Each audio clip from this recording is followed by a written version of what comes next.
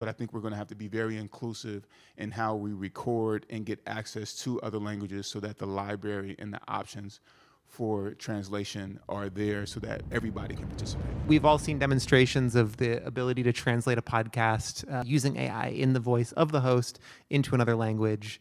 Do you see that playing a role in, well, let's start with Africa, right? Do you see, you talk about people using vernacular language, let alone even, there's a lot of different colonial languages in Africa. So do you see this becoming a real thing? Is this going to be a big part of the market, or do you think it's a bit of a fad? Or I think that it should be. I think, if I'm being frank, I think what becomes interesting is that how much has the world paid attention to these local vernacular languages, not just the main ones, right? Like if you're in South Africa, like your Zulu or your Swana or these other languages, right? It's the ones that are from the smaller tribes.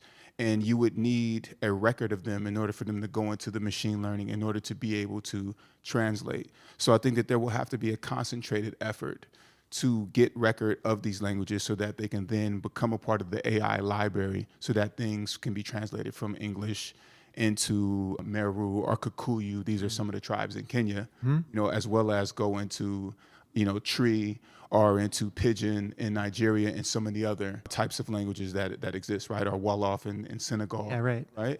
And so I think that it can definitely be an amazing tool, an amazing aspect of African podcasting, but I think we're going to have to be very inclusive in how we record and get access to other languages so that the library and the options for translation are there so that everybody can participate. So do you think if we make Joe Rogan and Wolof, there's an audience for it? Well, I think the short answer would be yes, but I think you would have a listener who would have to be interested in the content. And, some of the things that he may be covering may not be relevant to someone who's living in rural Niger. Right. Or in Addis Ababa in Ethiopia, right? So I think that in the event that somebody's interested in the type of content and they have the opportunity to listen to it in their local language, then that could be a reality. I think it'll be very nuanced too, right? Because, you have intonations and tone, all of these things that would play a part in it becoming an actual part of the listener experience for these particular languages.